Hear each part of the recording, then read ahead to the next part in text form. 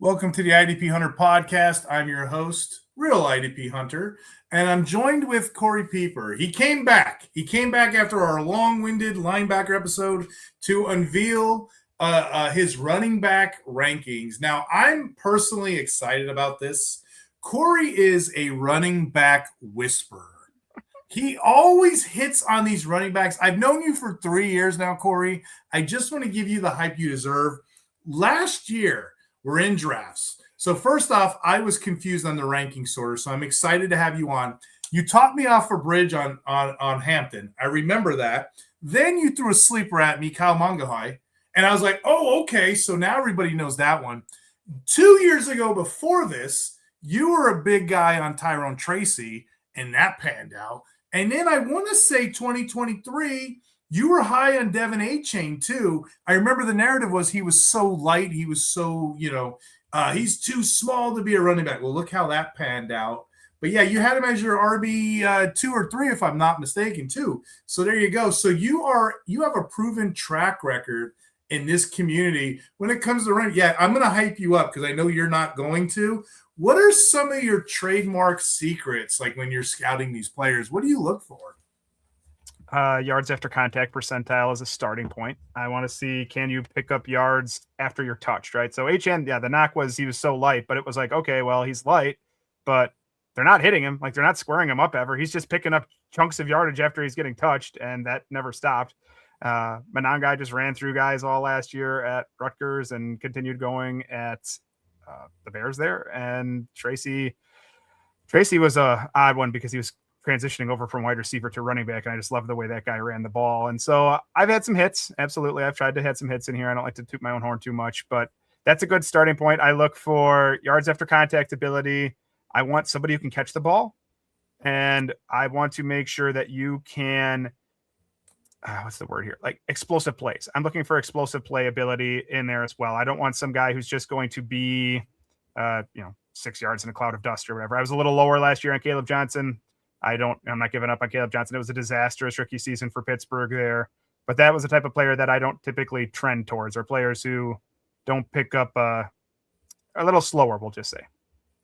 And the audience is in for a treat. We're about to unveil your top 20 running back rankings, which is sweet. And I can tell, me and you, Corey, we both work at the Fantasy Six Pack. Joe Bond is grateful to have you. Me and Corey both, we pull together, we do a draft profile of all the top rookies in coming out of college. I know last year we had over 300 players and 200 were IDP. You know what I mean? So I was like, wow, we went in depth. It's probably going to be something similar this year, but I'm really excited. We're about to have that out. So look for in the next month or so, probably after Combine. I think that's when Joe releases it. So I'm excited to do that with you. Another thing Corey does, he does this podcast. It's one of my favorite podcasts. You do it with Scott Bogwin. It's called In This League, and you kind of go through rankings and tiers and everything. What can the audience expect if they check that show out? In This League, it's on Spotify. So we do NFL draft content, right? Right this time of the year, we're doing some of these type of ranking shows like this. We look at team needs. We go through NFL teams. We've gone through the first 10. This week, we're going to go through. So if your team is picking between 11 and 22, I believe, because there's some teams traded out. So some of we don't have to do again. We go every position, every section of positions. So some we put the defensive line together and say, we look at free agents and what does the Dallas Cowboys need to improve their staff, and we look at cap space. Those are pretty fun episodes that people enjoy. We do mock drafts. It's a fun time of the year, and then we'll eventually summarize the draft. We do a live show during the draft, night 1 and 2. He does day 3. I don't do day 3 because I typically have to work that day. But he does day 3, and then I hop in later on and we do a recap show. But yeah, man, weekly show at this point of the year. As it gets a little closer, we typically go 2 times a week, but right now still weekly. And coming up here, we'll do some Combine preview. We'll talk about what actually happened at the Combine, and then really dive into the rankings more. So if you like, I did linebackers with you. I did running backs with you. If you want, quarterbacks, receivers, I do offensive linemen over there. You want all that stuff, man, check out In This League War Room. Yep. If you guys are on Spotify, welcome in. iHeartRadio, welcome in. Apple Podcasts, welcome in. I'm talking with Corey Piper. You know him from Fantasy Pros. You know him from Fantasy Six Pack. You know him from In This League podcast. We're about to unveil his top 20 running back rankings, and we're going to pull some all 22 film up. I just got one more question for you. I love that show. I love that show, In This League. You and Scott have both been on my show before. Two of my favorite dynamic duo people. Really good, really intelligent people in the field. Got to check that out. When you are surveying the running back landscape of Dr. Corey, when you're talking about the running back landscape of this year's rookie class. So if you remember last year at this time, the talk was, man, this is the deepest running back class in years. And everybody, this is your year. Go get a running back. And I think that widely played out. Like the guy we talked about already, Kyle Monangai, went in the 7th round and stepped into a pretty good role right away in the NFL. So that shows you the type of running back class that there was last year, right? We didn't really see DJ Giddens, but Dylan Sampson stepped in and played pretty well. And RJ Harvey stepped in and played well. So that was the really good running back year. This year, Jeremiyah Love is a clear top tier. Will have a top 50 grade. I have 3 guys with grades between 50 and 100. So I think they'll probably go day 2. And then after that, it's a lot of day 3 guys, but I do think we'll still get 15 to 18 running backs picked here. And so we've seen it before, man. These day 3 running backs, you mentioned a couple of them already, Tracy, Kyle Monangai, that RJ Harvey, like these guys who go later in the draft and can quickly find a role and establish themselves. So don't be afraid of the running back class. Just because it's missing the super hot type and talent other than Jeremiyah Love, there are still good players here. Right. Yeah. And I couldn't think of a better person to do this podcast with. Like I said, you are, like I said, the running back whisperer. That's how I present you to people. So like I said, you tell me things that I wouldn't have thought of in a million years. I noticed your tier 1 ranking. You got one guy solely.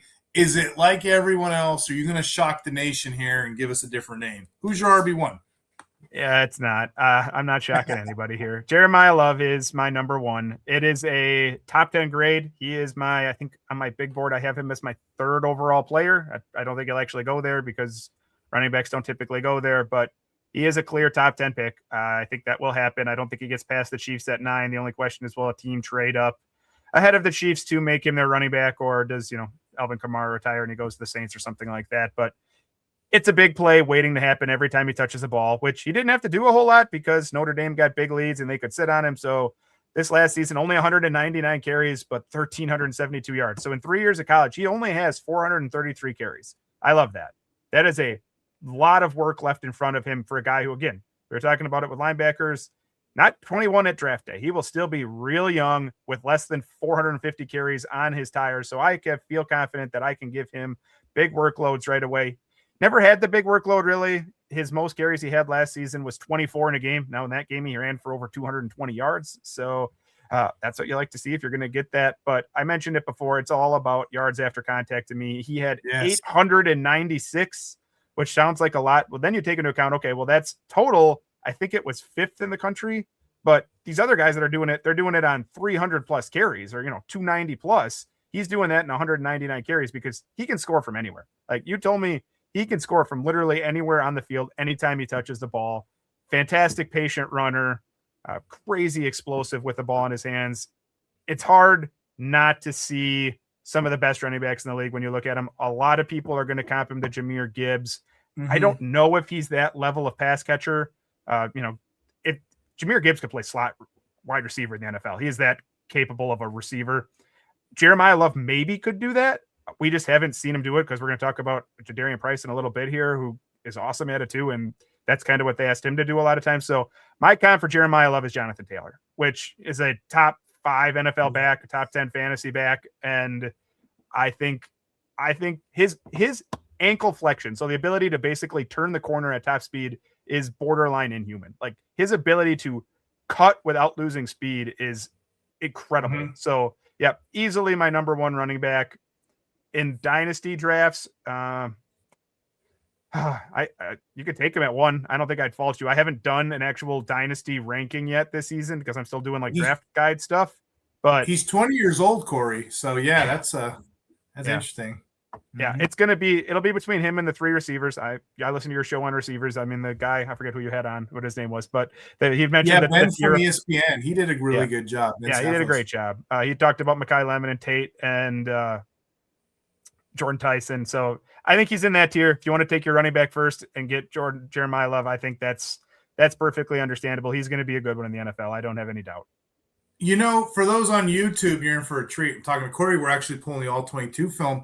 One thing that sticks out about Love to me, you're seeing these receptions out of the backfield. He's got that receiving ability. And also, you said it, about his ability, yards after the run, him doing angry runs. He breaks a lot of tackles. He had 62 missed tackles. 62. And you'll see him here, when a normal running back would be down. I like your player comp to him, the Taylor, the Gibbs type. So yeah, this is I don't know, would you consider him a generational talent? That's a good question for you. So over the last 3-4 years, I was looking back, I have him with a slight grade below Bijan. Just going back those last 3 years here, his grade is slightly below Bijan's, slightly ahead of Achane, who was slightly ahead of Gibbs, and Genty was below those guys. So if you want to just talk about the big running backs of the last, 3 years, it would go Bijan Robinson for me as a prospect, then Jeremiah Love. So I have him with a grade right now above Jahmyr Gibbs and Devon Achane and Ashton Genty. So generational, probably not, because that's the last 3 years, but those are also those 4 backs. If we're talking about a dynasty league right now, Bijan's probably the top back. Achane's probably 2. Gibbs is maybe 3. All those guys are in the top 4 or 5 players, right? So that's the type of player I think you're getting with Jeremiah Love. Gotcha. And for your next tier, you got 3 guys in here. And honestly, I've heard it, all 3 candidates as people's RB2s. People are all over the place with this draft. Do you have a clear RB2, or are they all kind of in a batting order? How do you break these 3 down? So 2 and 3 are close, and then 4 is a little lower. So I have 2 and 3 with about 50 to 75, and then 4 is 75 to 100 for me. So 2, I still have Jonah Coleman, the running back from Washington. So it is a much squattier back. He's listed at 5'9", 220. Physical runner in the box, big time. They run a zone scheme there, right? So he is bouncing a lot of runs outside the D gap, but a lot of times they just tell him to lower your head, and he can do it. Probably not nowhere near the speed player that Jeremiah Love is, but he gets what's blocked for him, right? So if you block for 4 yards, he will lower his head and get you 4.5. And I do not believe that in his college career, my guy had a single fumble. So that you love to see that. Never fumbled the ball once. Gets what's blocked and then fights for every inch out there, right? He might get caught from behind. Like I said, I do worry about a little bit of the long speed with Jonah Coleman. That's why I think if I didn't have concerns about the long speed, I think he would be a locked in round 2 pick. Right now, I think it's borderline round 2, early round 3. And then it's almost a tie between Jonah Coleman and my third running back, which is Ja'Jarian Price. So I mentioned him a little bit already under Notre Dame, because Ja'Jarian Price was Jeremiah Love's backup. So again, we're talking about 3 years of college production. My dude has 281 carries. That's it. He only had 281 carries in 3 years in college, but that's because he was behind Jeremiah Love. And because of that, if you look at production models, he's not going to show up at all. But last year, he had 113 carries. 24 of them went over 10 yards. That's almost a fifth of your carries going over 10 yards. That's wild. Before we even talk about the actual running ability, you got to talk about the special teams. And you're thinking, well, it's getting more and more popular. Special teams points being added into fantasy leagues, kick return yardage. He had 2 kick returns this past year. He's probably the best kick returner in this draft, unless I'm forgetting somebody that off the top of my head, but I don't think so. 2 kick returns this past year. He's had another kick return in his freshman year at Notre Dame. He's truly remarkable as a kick returner. And then that's how he got the ball in this offense, because I said Jeremiah Love's there, but there are games where my dude would touch the ball 4 times and score 70 yards rushing and a touchdown, because another one, the run balance is off the charts impressive. He runs through arm tackles like they're not even there, which is why he's such a good kick returner. And then I think players underestimate his speed. There will be times where it looks like the defender has an angle on him and he just erases it. He just runs right by him because he plays larger than he's listed at 5'11", 202. He plays larger than that, and people think that he looks thicker than that because he's just yoked up, and then he just runs by him a lot of times is what I see. So I wish he was a little bit more natural as a pass catcher. I wish we had a little bit more tape to go off of. He never had a 100-yard rushing game this year because of Jeremiyah Love in front of him and the fact they were up so much. But beyond production models, the tape pops whenever you turn on Jadarian Price. They could easily start the draft. Jeremiyah Love, Jadarian Price as 2 Notre Dame backs as the top 2 backs off the draft, going off the draft board, because I think they are that good. So while I have him at 3, it is a razor thin margin between him and Jonah Coleman. So yeah, in regards to your Jonah Coleman, I'm kind of interested in him as a prospect. He actually had good tape the Colorado State game. If y'all want to look at tape, he had 2 touchdowns. He gashed Colorado State for. He was a Big Ten offensive player. I like his burst, if anything. And you kind of said that already in regards to Jonah Coleman. I just went and looked it up online just to make sure. 0 fumbles. His ball security is phenomenal. Team like the Steelers, team like the Ravens. I mean, I can see that run the darn ball. So I like your prospects here. Who's your next guy? So the last one in this tier, and I said it's a little bit below Price and Coleman, is Emmett Johnson. It's a 1-year pop from Johnson, really. He was at Nebraska for 3 years. He was okay the first couple of years, and then this year he just blew up. 251 carries for 1,450 yards and 12 touchdowns. And beyond that, as a running back, it's what he offered as a receiving back that's really intriguing for fantasy football specifically, right? So 46 catches for 370 yards and another 3 touchdowns. He had a 16% target share, which is a wildly high number for a running back at any level. So they knew that he was their best option for moving the ball forward at times, and so they got him a lot of balls. But the problem was, I don't love the 3% explosive run rate. That worries me. I wish he was picking up more yards than that. But when he gets the ball in his hands, right, I do think he's going to get caught sometimes in space. But full workload, over 200 pounds, runs behind his pads, a very physical runner who then can catch the ball. That's what I want to see. Now, he's a terrible pass blocker. Like, he's an atrocious pass blocker. So I don't know if he's ever going to get asked to do that at the NFL level, but that's fine for fantasy, right? Like, we want him to go out and catch passes.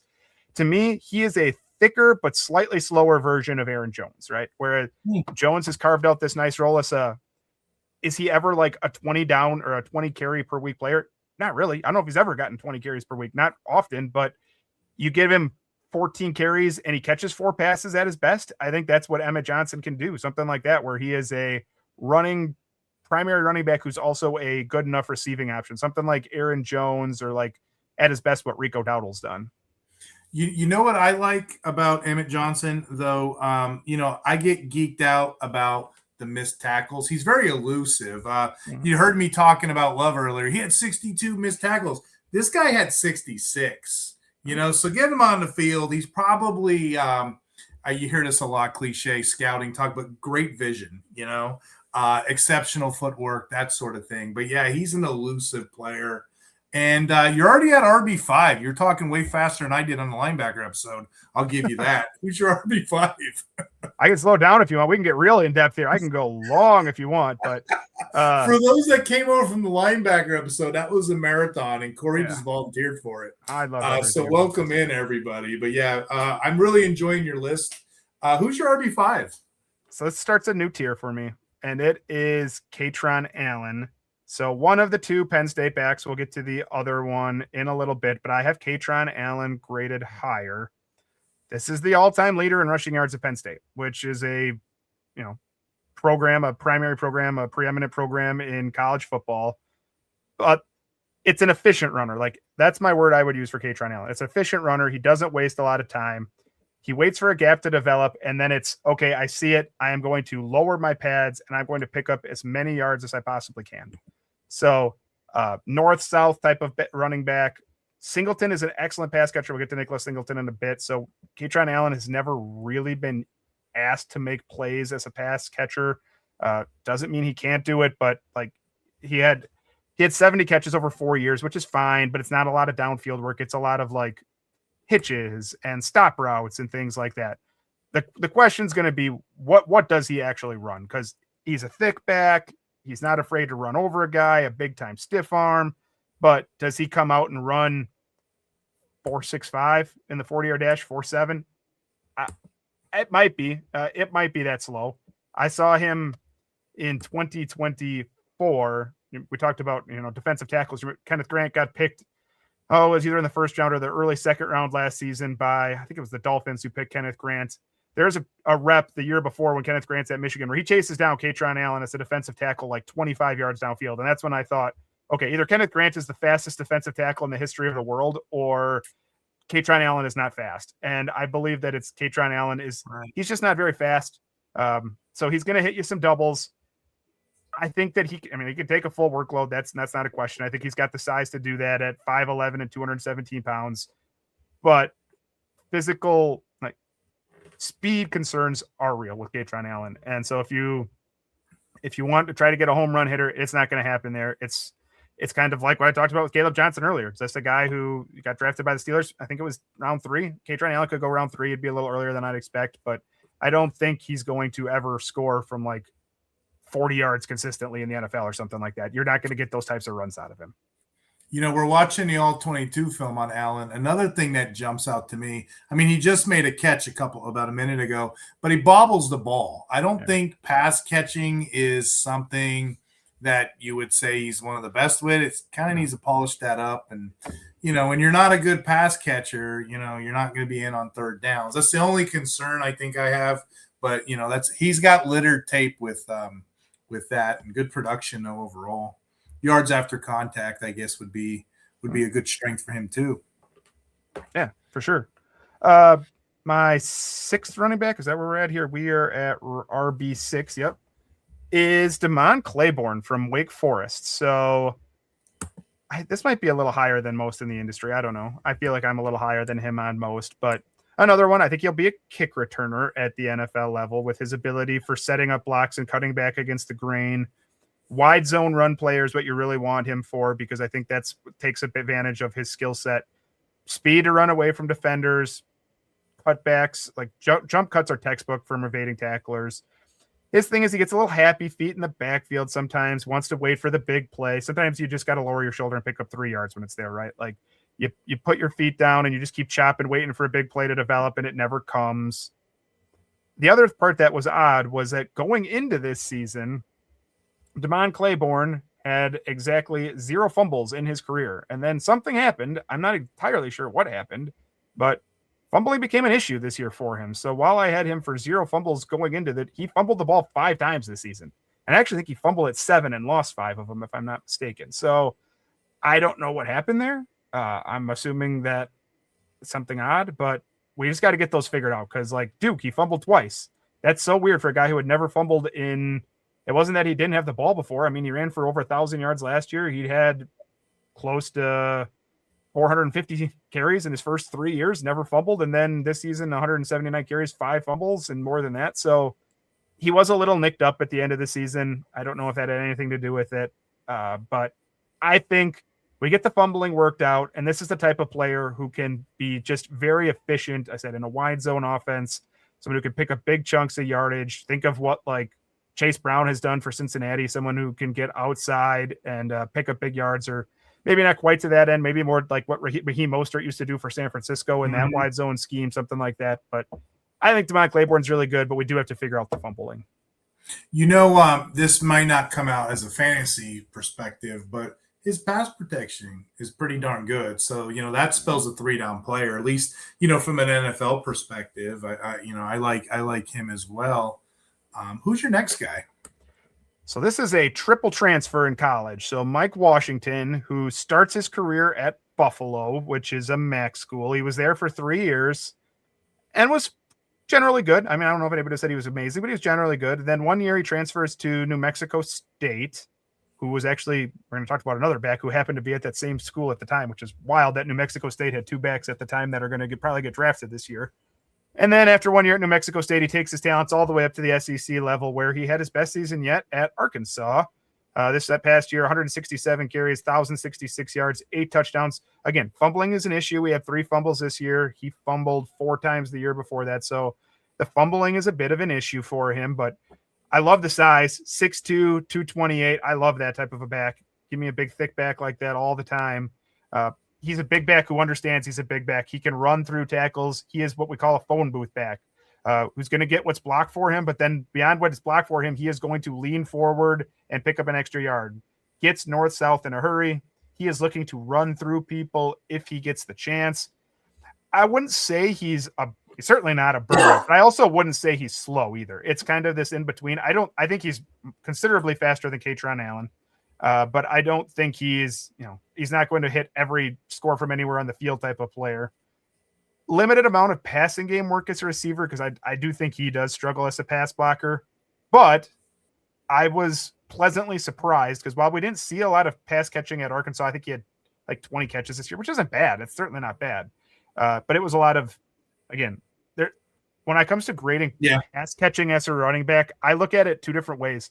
Are you just running traditional running back routes like into the flat? Are you just running a hook? Or are you running, a more advanced route tree? Like, can you run a Texas route for me? Can you run a deep cut for me? Like something like that. He was running the traditional running back route tree, which is fine. But I thought then at the Senior Bowl practice, where you probably saw him better than I did, but I saw him make a few plays catching the ball in that game, which he caught one, I think it was on day 3 of the practice, where he made someone miss for what I thought would have been a pretty big play as a pass catcher, which really got me intrigued. So I like Mike Washington. While he is my running back, what are we at here? 8, 7. I do like Mike Washington a lot still. Yeah. In regards to him, he had 28 receptions in college last year. 8.1 is a stat that jumps out, average reception. But you're right, they didn't go to him much, yards per game, 18.8. But you know what I like about him? He was a bell cow. They gave him 167 attempts. Ready for this? He had a 6.4 yards per attempt. So like yards per carry in 25 was his game. Vision down the field was his game. I like him as a prospect all around. But yeah, that was your RB7. So we're moving on to 8. Who's your RB8?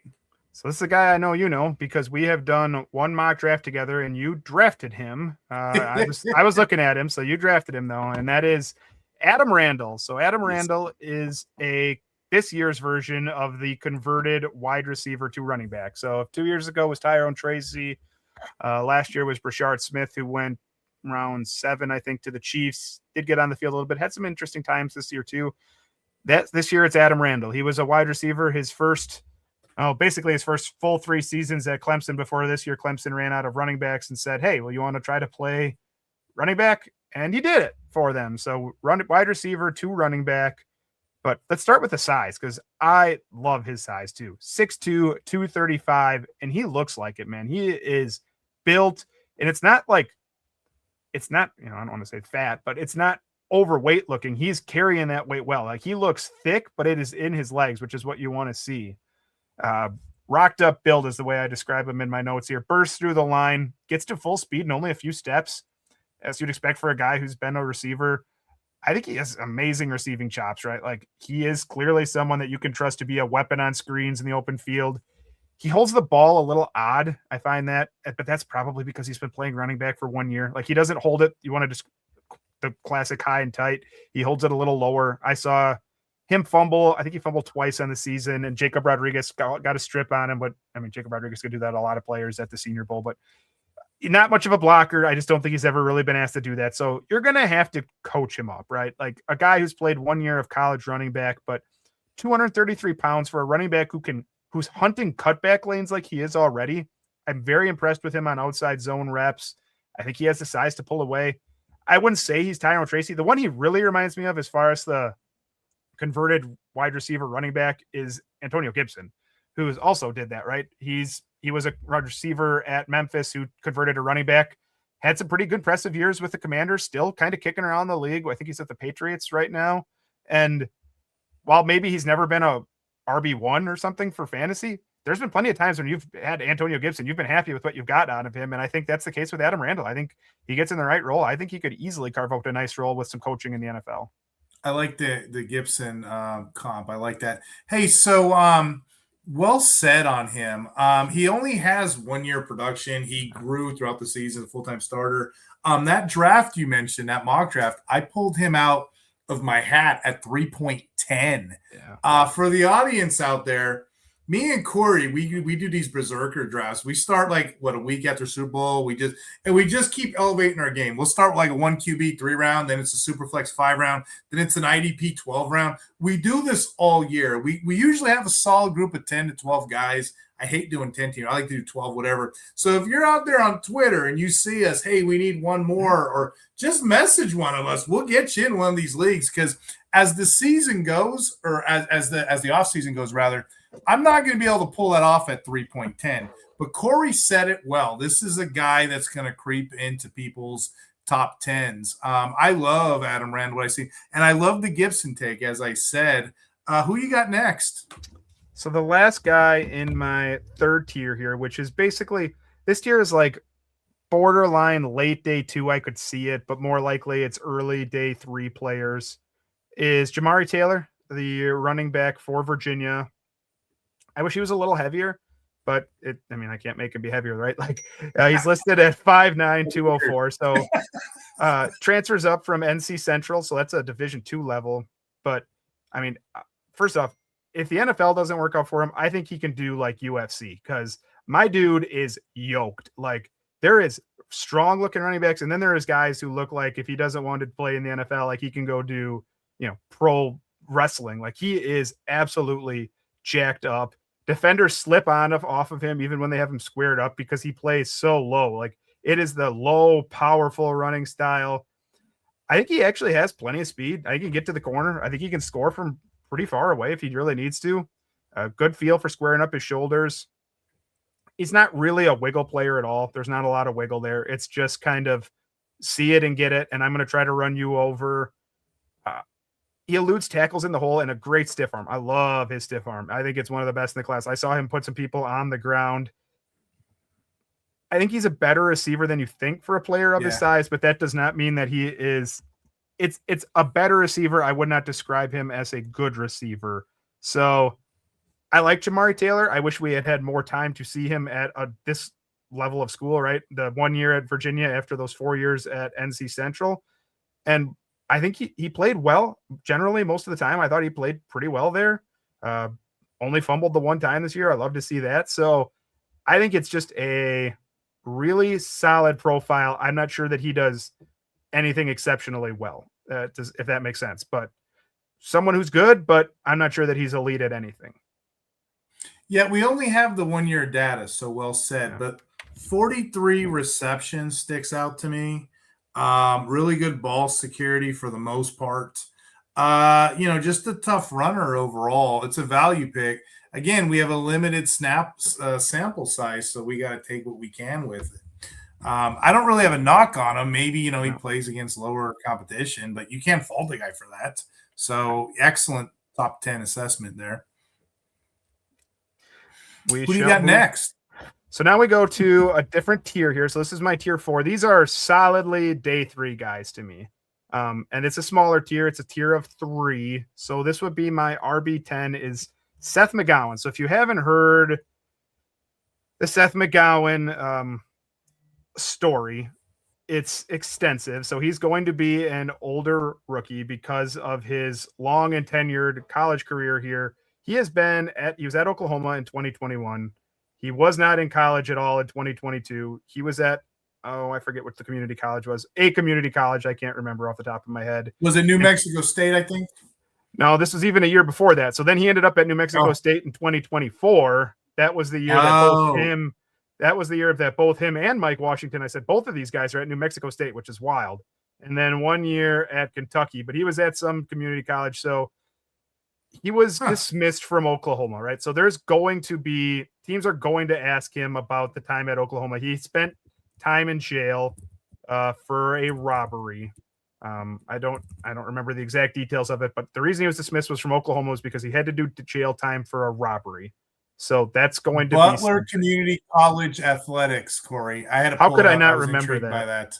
Man, how can I not remember that off the top of my head? If only I had it down. Sorry for interrupting you. No, you're good, man. Thank you for looking it up. But But that's what happened. So dismissed from Oklahoma, robbery, goes to Butler, ends up at New Mexico State, and then works his way back to the SEC. And the running skill is awesome, right? Like you can see why Oklahoma wanted this player. Physical runner, looks to run over rather than run around, but he does have good footwork. Like I think he has fun footwork. Between the tackles options, tough to get down as the game goes along. This is your classic guy. The more carries you get him, the tougher it is to bring him down.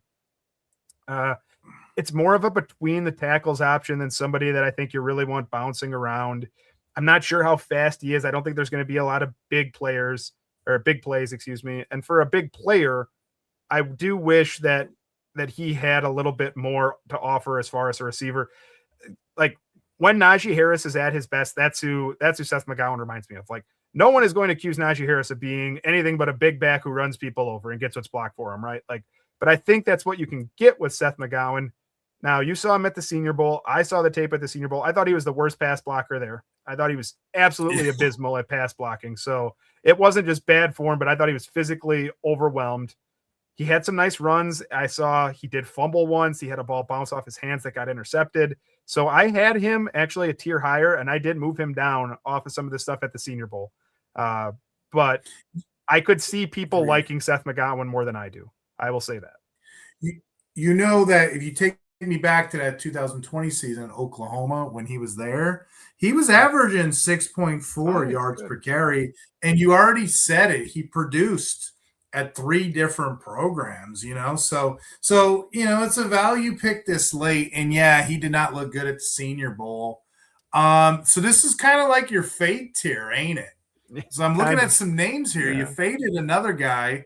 Your next guy, Corey, how dare you, putting you on the spotlight, the platform, how dare you fade a 5-star recruit this late? I have faith in you. You're my running back whisperer. Can you explain your next guy and what the heck is going on? So, yeah, I think a lot of people probably will have Nicholas Singleton much higher than this. And I get it, right? You said 5-star running back. His thing is he's just an incredible athlete who I don't think knows how to play running back at all. I think that's what it is. Like he's currently injured because at the Senior Bowl, he broke his foot, which is too bad for him because his best thing would have been the combine. I think he could have been awesome at the combine. He is 6 foot, 220 pounds. I think he could have ran in the 4.3s. Like he is an awesome athlete who has no idea what he's doing playing running back. That's what it is. Like the speed is there, but he will shy away from contact any chance he gets. He just runs away from people even that big. He can catch. He's an awesome blocker. He has fumbling issues. He's had some fumbling issues at times. There's a reason that Penn State wants to give the ball to Katron Allen and not just Nicholas Singleton. There were times this year where I put down in my notes against Ohio State, he looks like a gadget player. There's no vision at all. If the initial hole isn't there, he is running into the back of his offensive lineman. Like you have got to show some creativity as a running back. So you can be the most athletically gifted player in the world, but if you are running into the back of your lineman too often, like look at it, he's getting hit there. Like he's not seeing the hole. Well, there's a hole there. Right, he's on not time. Seeing it. Tape, right? Right? Look at that. Look at the hole on the right side there, and he just runs into the back of the left side. Like you got to show me something that says that you understand how to play running back here, other than you're just extremely physically gifted. And I said, that sucks for him that he's going to miss the combine because that would have been big for him. But right now, he looks like a souped up version of a third down back who can do things like that. Like right there on the tape, right? They can split him out wide and he can catch the ball. He can do that. But right now, he looks like a gadget third down back who can just go outside and make plays in space because I don't trust him running the ball to pick up what's even blocked because if it's not an initial hole, he is not getting off that hole.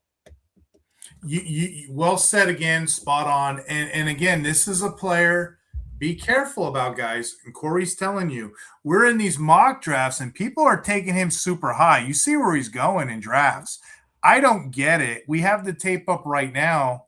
And why you were saying it, we've seen him running into linemen. He has very inconsistent vision. And the team's not even relying on him. How can an NFL team?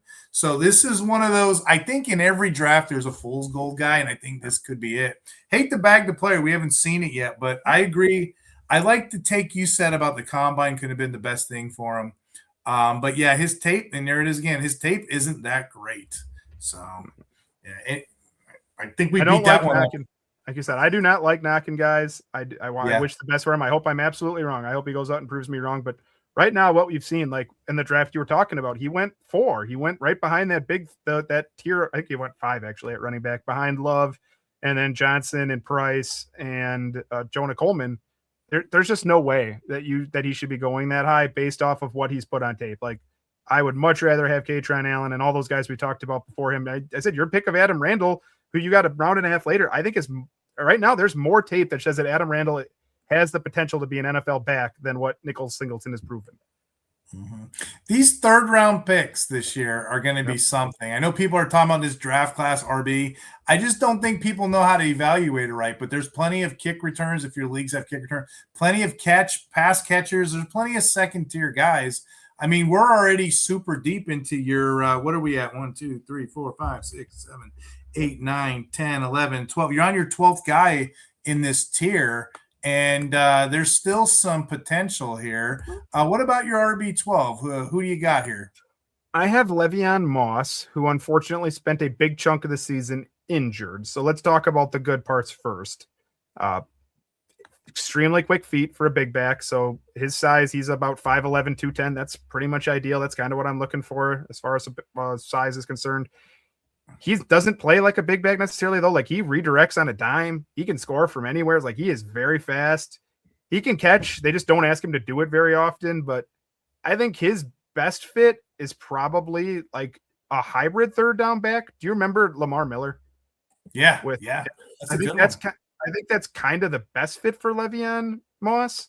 But he hurt his ankle, which caused him to miss like close to a month. And then when he came back just for the last, I think it was the playoff game against Miami, and he looked terrible. So I'm assuming he was still injured because he looked so bad in that game. And so I'll give him a little bit of a break like that. I don't think, I know he got invited to the Senior Bowl, but I do not believe he actually went to the Senior Bowl for some reason. I think he said he was going to rehab his ankle some more. So didn't make it to that, which stinks for him. So we got to see some of the medical stuff here, right? That's what it's going to come down to. I want to see him at the combine. I want to see if he can run and do some of the things I think he can do.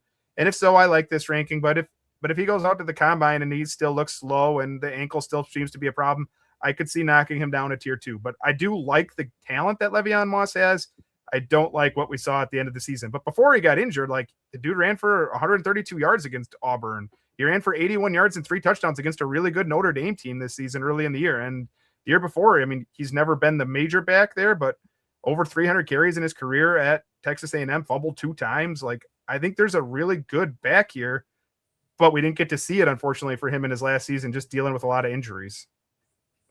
Gotcha. Now we're on your final tier. You got 1, 2, 3, 4, 5. You got 6 guys in this tier. How do you define this tier? How do you break it down?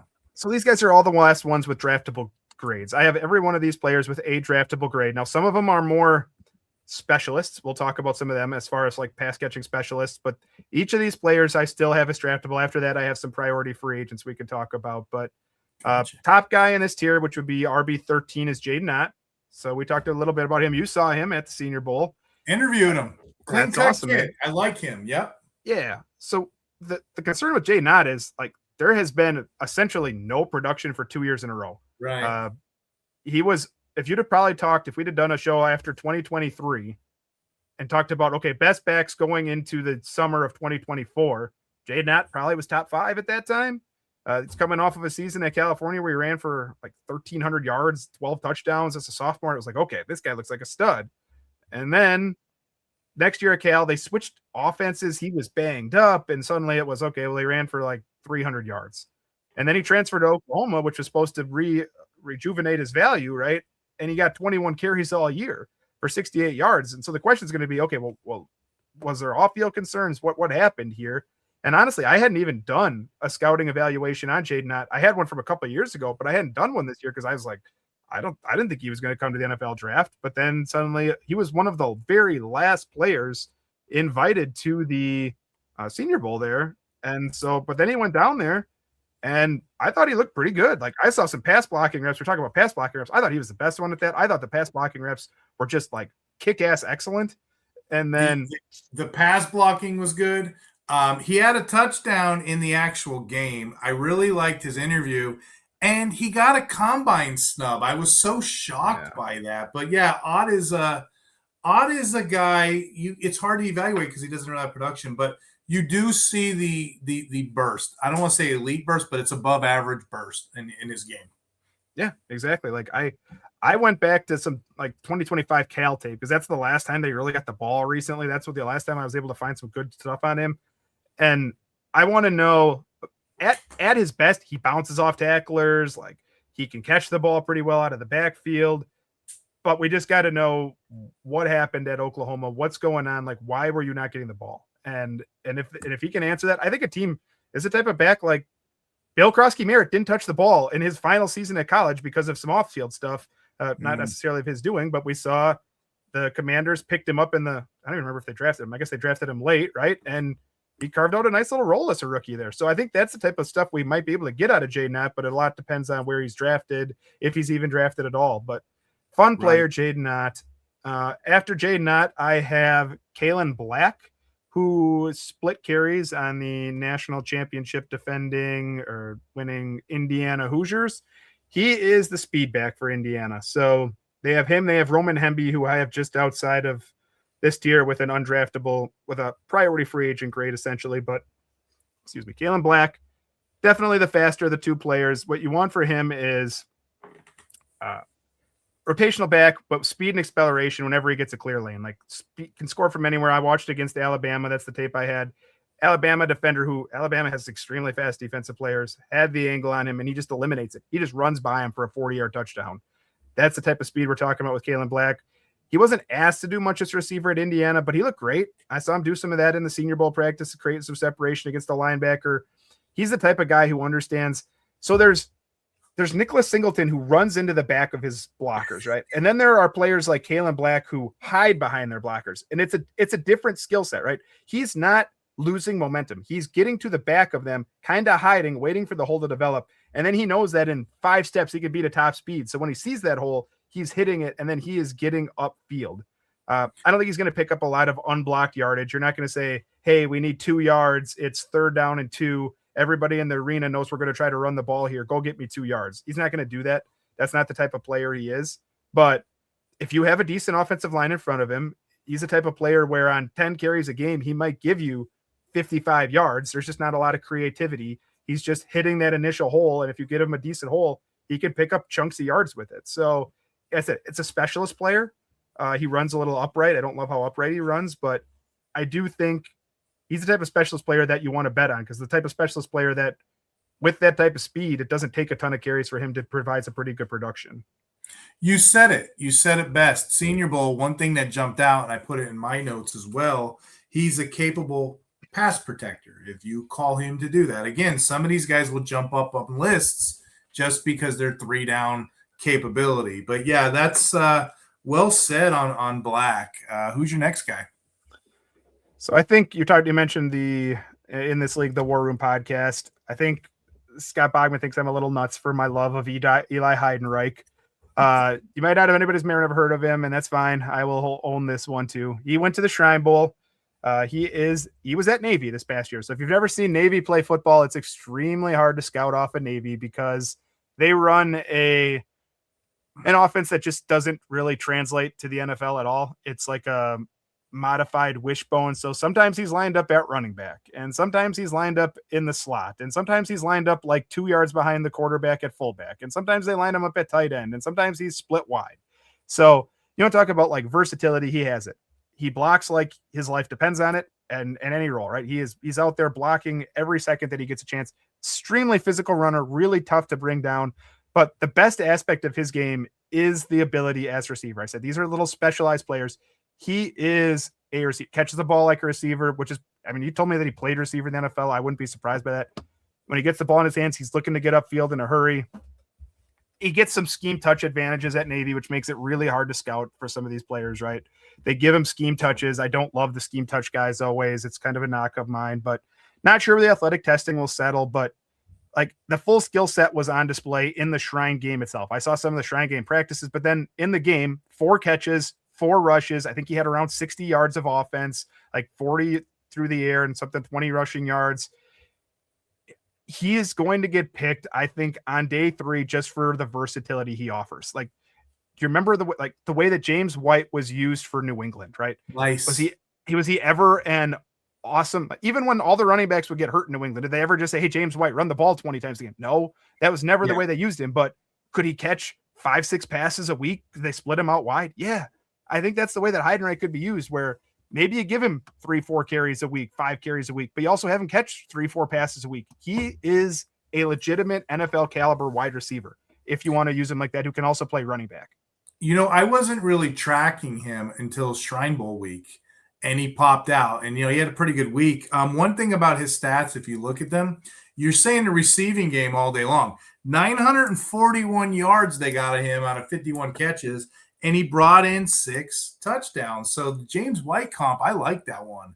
You're red hot right now pulling these names up. I'm not going to lie, your next 2, I don't have a profile on them at all. Who are these people? What are you making up names on this podcast? I don't know what's going on. The running back whisperer strikes again. No made up names yet. Sometimes I should just make one up and just throw it in and see if people catch it. But right. Dean Connors is another. It's a kind of a similar story. I like Heidenreich a little more, but Dean Connors is another pass catching running back.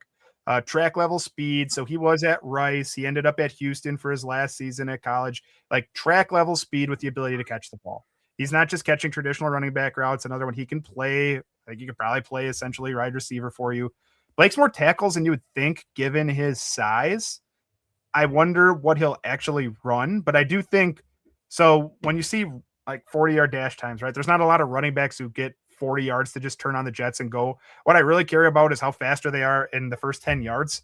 You usually get a 10-yard split. I think his 10-yard split's what I really care about, and I think it should be pretty good. Takes advantage of his size. He kind of hides again behind offensive linemen.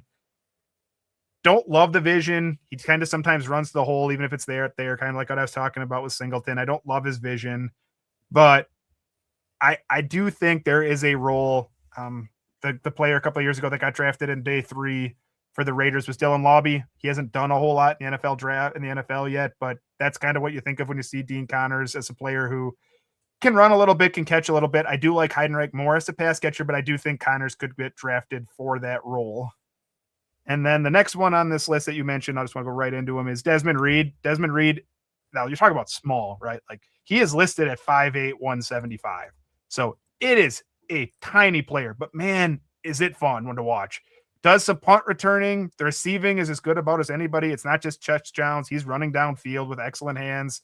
For a small guy, he battled injuries this past year, so the production fell off. But like 2024, for a smaller player who's, like I said, 5'8", 175 pounds, he had 185 carries and did not fumble the ball one time.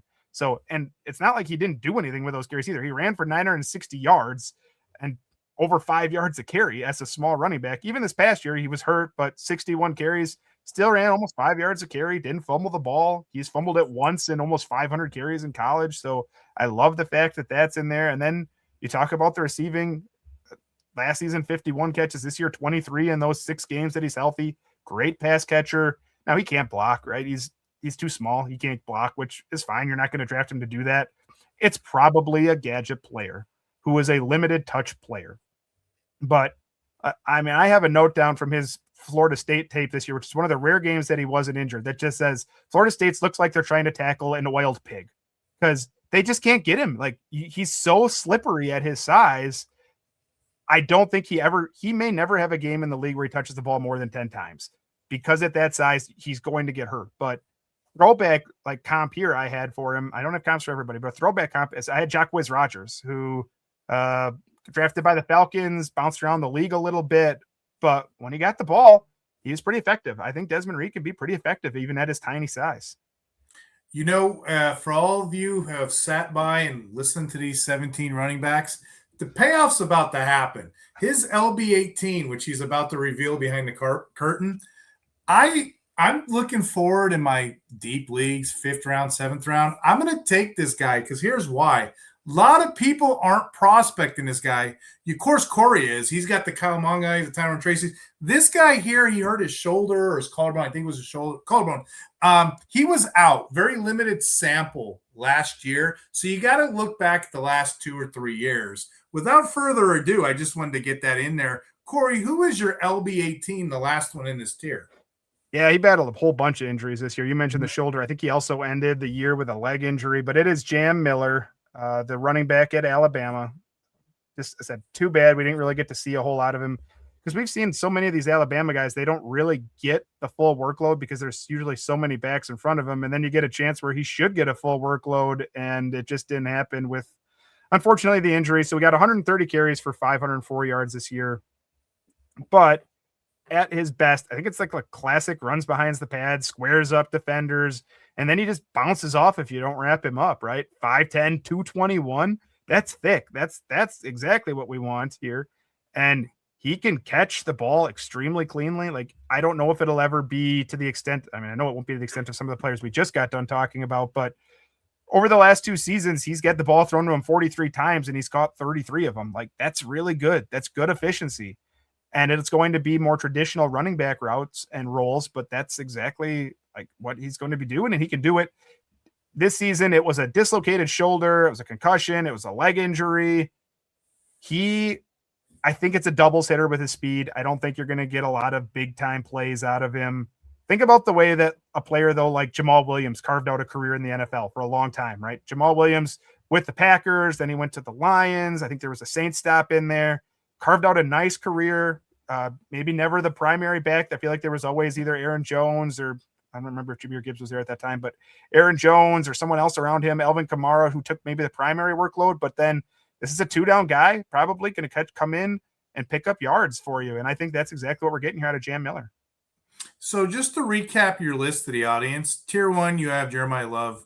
Tier 2, you got 3 guys, Jonah Coleman, Jadarian Price, Emmett Johnson. The next tier, you have 5 names: Katron Allen, Demon Claiborne, Mike Washington Jr., Adam Randall, Jamari Taylor.